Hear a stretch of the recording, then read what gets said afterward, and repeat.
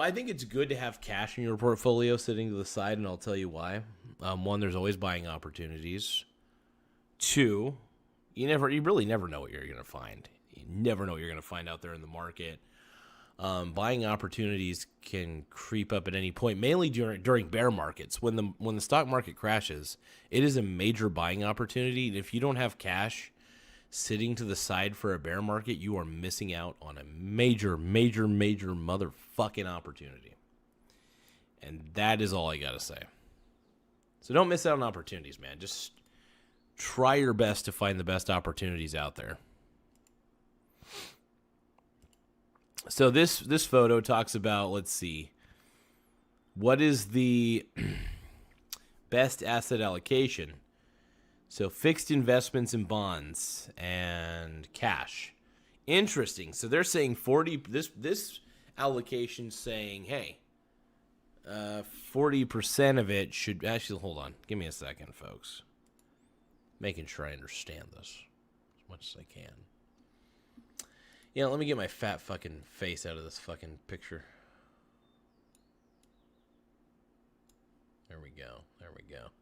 Sorry, I was looking at the horizontal feed of this, and I realized that my taking up way too much space on this. All right, so what is the best asset allocation? We got fixed. So basically, when it says fixed investments, it's like maybe like investments that give me some sort of return consistently, right? Maybe like a 4% interest or whatever. There's bonds are actually pretty good because you do get your principal back typically, at least in my experience. Get your principal back and whatever interest payments they got to pay to you for those bonds. So in a lot of ways, when you're buying bonds, you're kind of acting like a bank in a lot of ways. So I do enjoy the bond markets, at least being exposed to bonds.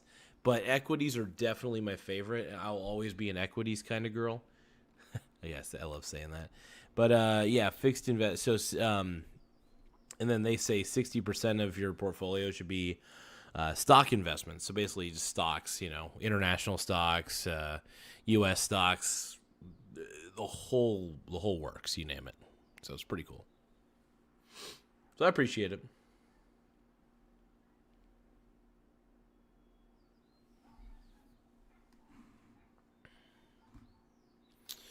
But yeah, I think what it boils down to is if you want to be a good investor, man, you gotta be exposed to different asset classes. And it kind of goes into exposure theory, one of the theories that I had come up with at the time, quite a few months ago, actually, is when I came up with exposure theory. The whole concept, like I always say, is be exposed to every asset class that you possibly can. I mean, you're not doing yourself any favors by holding on to cash. I think that savers are losers in the end. So if you're just saving your cash and not doing anything with it, you're really missing out on a lot of golden opportunities. I do try to find like cash reserves and savings accounts that give me high yields where I could put like whatever amount of money in, get like a 4% return from it. So it's a win-win situation. Pretty fun. So I'm all about, getting something back, getting a little whatever back, whatever I can get back. Yeah, I like high yield savings accounts. I don't think they're a good long-term investment, but if you need to set your cash to the side and you don't know what to do with it, at least it kind of curves inflation to some degree, keeping it to the side.